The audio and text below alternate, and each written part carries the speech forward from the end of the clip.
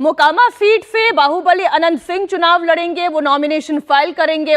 Umesh Kushwaha Mahnar seat से, सुनील कुमार भोरे seat से, Vaishali seat से सिद्धार्थ पटेल, राजपुर सीट से संतोष निराला, रत्नेश सदा अभी आपने देखा वो परेशान हो रहे थे, रो रहे थे, सोनवर्षा सीट से, और दामोदर राउत झाझा सीट से, तो वहीं शैलेश कुमार जमालपुर सीट से इन्हें सिंबल दे दिया गया। लेकिन मामला कहां फंस गया? रत्नेश सदा को अभी आपने विस्तार से सुना। मामला सोनवर्षा में फंस गया है क्योंकि लगातार वो चुनाव लड़ते आए हैं। इस बार जब सिंबल मिला, फिर टिकट कटा, तो बड़ी मुश्किल हो गई। संतोष निराला, अब देखिए राजपुर सीट से इन्हें भी सिंबल दे दिया गया, लेकिन अब मामला जब फंसता है तो फिर नेता क्या कहता है, जरा वो भी सुनिए। जेडीयू ने भी अपने उम्मीदवारों को सिंबल देना शुरू कर दिया है। मेरे हाथ में जो लिफाफा है, इसी में वो सिंबल है जिसके आधार पर उम्मीदवार नॉमिनेशन फाइल करेंगे। हमारे साथ हैं पूर्व मंत्री संतोष निराला। इनको ये नॉमिनेशन के लिए सिंबल मिल चुका है और ये वही शख्स हैं जिनके नाम की घोषणा मुख्यमंत्री नीतीश कुमार ने राजपुर की सभा में मंच से कर दी थी। सबसे पहला नाम संतोष निराला का और सबसे पहला सिंबल भी संतोष निराला को। काफ़ी लकी हैं आप। निश्चित तौर पर हमारे नेता का आशीर्वाद, माननीय मुख्यमंत्री जी का आशीर्वाद बराबर रहता है और हम लोग पार्टी के प्रति, संगठन के प्रति ईमानदारी से काम करते हैं और जनता की सेवा करते हैं, सेवा में ही विश्वास करते हैं। तो इसलिए माननीय मुख्यमंत्री जी ने जो कहा आज करके दिखाया और उनका यही बात बिहार की जनता जानती है, देश की जनता जानती है कि जो नीतीश कुमार जी कहते हैं वो करते हैं। मुख्यमंत्री आवास में बुलाकर आप लोगों को दिया गया। आइए बात करते हैं किन किन सीटों को लेकर पेश फंसा हुआ है और जेडीयू नाराज है। तो पहली सीट तो सोनवर्षा की है। अभी हमने आपको बयान भी सुनाया था, जेडीयू के नेता जो लगातार यहां से चुनाव लड़ते आए हैं, जीतते आ रहे हैं, अब उनका टिकट कट गया है और सिंबल मिलने के बाद टिकट कट गया है। तो ये सीट सोनवर्षा की है जो चिराग पासवान की पार्टी एलजेपी रामविलास को दे दी गई है। तारापुर सीट एक और जो जेडीयू की सीट है, लेकिन यहां से सम्राट चौधरी को टिकट दे दिया गया। इस बात को लेकर भी जेडीयू की नाराजगी है। वहीं एक और सीट राजगीर की, जेडीयू की ये सीट है। आप जानते हैं राजगीर वो इलाका जहां पर राजगीर, नालंदा, ये सब वो इलाके हैं जहां पर नीतीश कुमार का प्रभुत्व है। ये सीट ऐसे में जेडीयू मानकर चल रही थी उनके हिस्से की है, लेकिन ये भी सीट चिराग पासवान को दे दी गई। इस बीच जेडीयू विधायक गोपाल मंडल अपने समर्थकों के साथ सीएम आवास पहुंच गए हैं। गोपाल मंडल ने कहा कि उनके टिकट को काटने की साजिश हो रही है। उन्होंने ये भी दावा किया कि सीएम हाउस में कुछ लोग बैठे हुए हैं जो उन्हें बेटिकट करना चाहते हैं। वे मुख्यमंत्री नीतीश कुमार से मिलकर अपनी बात रखना चाहते हैं, लेकिन जब उन्हें सीएम आवास में एंट्री नहीं मिली तो सीएम आवास के बाहर भी वो धरने पर बैठ गए। नीतीश हमारे साथ जुड़े हुए। नीतीश, इस वक्त एनडीए में तो बवाल मचा हुआ है। ऐसा लग रहा था टिकटों का बंटवारा हो गया, लेकिन 3 तो अभी हमने नाम गिना दिए और एक धरने पर बैठे हैं। जी हाँ, बिल्कुल। संख्या बट गई, कौन कितने पे लड़ेगा, लेकिन सीटें कौन हुई ये अभी तय नहीं हुई थी और यही कारण है कि अब खींचतान नज़र आ रही है। और कई ऐसी सीटें हैं जो जेडीयू की सिटिंग सीटें थीं, उन पर एलजेपी का दावा है। कुछ दूसरी सीटें हैं जो बीजेपी की थी, उसको लेकर भी दावा किया जा रहा है। तो इसी को लेकर कल संजय झा के आवास पर 2 राउंड मीटिंग हुई थी, एक बार दोपहर में और फिर एक बार रात में। और उस मीटिंग में अलग अलग मसलों को सुलझाने की कोशिश की गई। और जिस सीट को लेकर एलजेपी का दावा था, या हालांकि एलजेपी की कोई आधिकारिक सूची नहीं आई है, सीटों का बंटवारा चूंकि आधिकारिक तौर पर नहीं हुआ है, लेकिन चूंकि चर्चाएं इस तरह की थी कि राजगीर की सीट पर एलजेपी के खाते में चली गई है या फिर सोनवर्षा की सीट चली गई है। और इस बीच मुख्यमंत्री आवास से फ़ोन आया रत्नेश सदा को, जो मंत्री हैं, और उनको सिंबल भी दे दिया गया है। तो जिन लोगों को सिंबल मिल गया है उनको तो एक उम्मीद दिख रही है, लेकिन जिनको सिंबल नहीं मिला है और ये चर्चाएं हैं कि एलजेपी के खाते में सीटें चली गई हैं, तो जाहिर है उनकी धड़कनें बढ़ी हुई हैं। और इस तरह की सीटों को लेकर जो है खींचतान चल रही है। उनके अपने जो समर्थक हैं लगातार वो बातचीत कर रहे हैं, बड़े नेताओं से संपर्क में नीतीश, हैं। सारा तो खेल देखना जो होगा कि है वो आज चिराग शाम पासवान तक की क्या वजह से लग रहा है जेडीयू का बिगड़ता हुआ दिखाई दे रहा है। उसके पीछे कारण यह है कि पिछली मर्तबा तो वो अकेले मैदान में उतरे थे तो जेडीयू को उन्होंने वैसे नुकसान पहुंचाया था, लेकिन इस बार तो सीधे सीधे सीटों का बंटवारा हो गया है। अब आप देखें 2020 के नतीजे हम आपके सामने रख रहे हैं। बीजेपी 4 सीटें जीती थी, 3 और जेडीयू की अगर बात करें कौन कौन सी जो सीटें चिराग पासवान को मिली है वो आपको बता रहे हैं। 4 सीटें जो बीजेपी ने पिछले बार के चुनाव में जीती थी वो 4 सीटें ऐसी हैं जो बीजेपी के खाते से किनके पास चली गई है, चिराग पासवान के पास। जेडीयू की ऐसी 3 सीटें थी जो जेडीयू ने जीती थी, लेकिन इस बार जब बंटवारा हुआ तो वो चिराग पासवान की पार्टी के पास चली गई।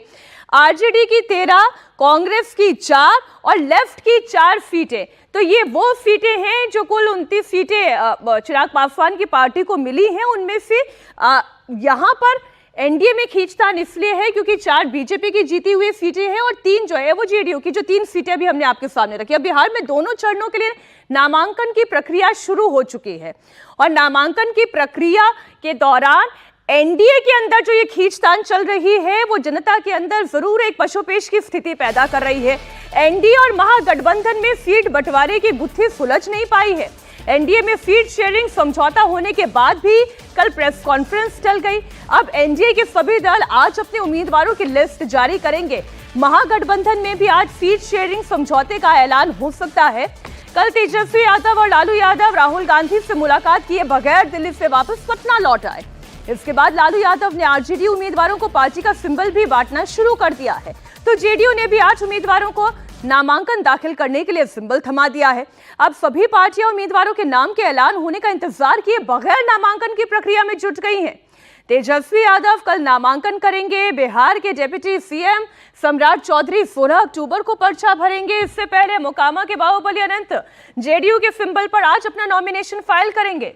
इधर बिहार में एनडीए के मिशन 225 को पूरा करने के लिए गृह मंत्री अमित शाह 16 से 18 अक्टूबर तक बिहार के दौरे पर रहेंगे और इस दौरान अमित शाह बीजेपी के नेताओं के साथ चुनाव रणनीति तैयार करेंगे। मेरी सहयोगी प्राची पराशर भी इस वक्त जुड़ी हुई हैं। प्राची इस वक्त मोकामा में मौजूद है। मोकामा से बाहुबली अनंत सिंह इस बार नॉमिनेशन फाइल कर रहे हैं। पहले उनकी पत्नी यहां से जीती, लेकिन इस बार वो ये कह रहे हैं कि हम खुद चुनाव लड़ेंगे।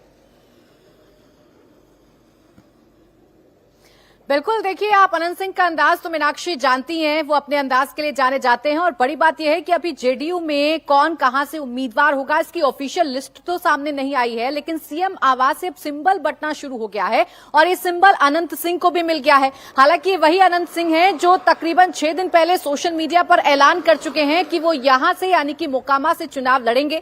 यानी वो अपनी उम्मीदवारी को लेकर, अपनी दावेदारी को लेकर बड़े कॉन्फिडेंट थे और अब सुबह 11 बजे का जो टाइम है वो उनकी टीम की तरफ से बताया गया है। वो नामांकन करने के लिए निकलेंगे और पूरे दल बल के साथ नामांकन करने के लिए निकलेंगे, क्योंकि अगर इस सीट की बात करें, मोकामा की बात करें, तो यहां अनंत सिंह के सामने जो सिंबल है वो जरूर बदलता रहता है, लेकिन अनंत सिंह यहां से अपना दबदबा कायम करे रहते हैं। हालांकि इस बार ये जरूर माना जा रहा है, ऐसी अटकलें हैं कि उनके धुर विरोधी अनंत सिंह के बड़े भाई को हराने वाले सूरजभान सिंह इस बार दावेदारी ठोक सकते हैं। वो आरजेडी में शामिल हो सकते हैं, आरजेडी से टिकट मांग सकते हैं, ऐसी सुगबुगाहट है।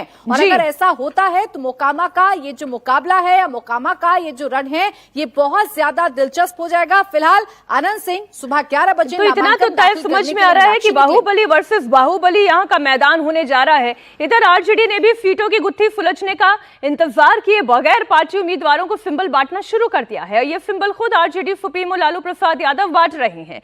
लालू यादव ने परबत्ता सीट से डॉक्टर संजीव कुमार और मटिहानी सीट से बोगो सिंह को सिंबल दिया। इसके अलावा हथुआ विधानसभा सीट पर राजेश कुमार सिंह उर्फ राजेश कुशवाहा को, मनेर विधानसभा सीट से भाई वीरेंद्र और साहेबपुर कमाल से ललन यादव को भी सिंबल दिया गया, जबकि संदेश विधानसभा सीट से मौजूदा विधायक किरण देवी के बेटे दीपू यादव को सिंबल दिया गया है। नीतीश, अभी तो सीटों का बंटवारा तो हुआ नहीं, कोई ऑफिशियल अनाउंसमेंट हुआ नहीं, सिंबल बंटना शुरू हो गया, वापस लिया तो नहीं जाएगा?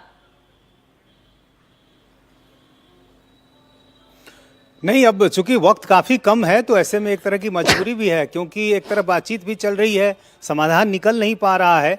तो वैसी सीटें जहां लगभग तय है, जहां दूसरे दल की आपत्ति नहीं होने की संभावना है, उन सीटों पर सिंबल दिए जा रहे हैं। चूंकि पहले चरण का जो नामांकन है वो 10 तारीख से ही शुरू हो चुका है और अब तो सिर्फ 4 दिन का वक्त बचा है, 3 से 4 दिन का वक्त बचा है और दूसरे चरण का नामांकन भी शुरू हो चुका है। तो आप समझिए कितना कम समय बचा है और ऐसी स्थिति में सिंबल बुलाकर दिया जा रहा है। लालू यादव ने कल कई उम्मीदवारों को सिंबल दिया है और इसी तरह वाम दल जो है वो भी अपने लोगों को सिंबल दे रहे हैं। हालांकि वाम दल जो सिंबल दे रहे हैं उसमें आरजेडी के साथ अभी अंतिम रूप से बात बनी नहीं है। जैसे घोसी की जो सीट है वहाँ आरजेडी का भी दावा है, लेकिन इस बीच लेफ्ट पार्टी जो माले है, जो सिटिंग एमएलए हैं वहाँ के, उन्होंने सिंबल ले लिया है। अब वो कह रहे हैं कि हम नॉमिनेशन फाइल करने जा रहे हैं। तो ये अजीब स्थिति है कि अभी सीटों की संख्या भी नहीं बटी है महागठबंधन में, कौन कितनी सीटों पे लड़ेगा, सीटें कौन कौन सी होगी ये भी अभी तय नहीं है और इस बीच सिंबल भी बांटे जा रहे हैं। तो तेजस्वी यादव जब कल पटना पहुंचे तो उन्होंने जरूर ये कहा है कि आज शाम या कल तक वो मामले को सुलझा लेंगे। भाई, चुनावों की डगर इतनी आसान नहीं है, बड़ी कठिन है ये डगर। महागठबंधन में सीटों के बंटवारे में देरी पर आरजेडी में बहुत नाराजगी दिखाई दे रही है। आरजेडी सांसद मनोज झा ने इशारों में अपनी नाराजगी जताई। मनोज झा ने सोशल मीडिया एक्स पर कविता का सहारा ले लिया।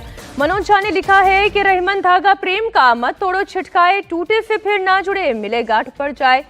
अब ये अवसर के लिए प्रासंगिक है क्योंकि एनडीए के ही कुछ घटक दल हैं जो माफ कीजिएगा, महागठबंधन के जो घटक दल हैं उनके बीच में तारतम्य दिखाई नहीं दे रहा है। हालांकि इमरान प्रतापगढ़ी ने भी इसे कोट करते हुए जो बात लिखी है, पानी आंख में भर कर लाया जा सकता है, अभी भी जलता शहर बनाया जा सकता है। जरा ब्लिंक ज्यादा है, पढ़ने में तकलीफ हो रही थी, लेकिन बात बिल्कुल सटीक इमरान प्रतापगढ़ी ने पहुंचा दी है आरजेडी तक।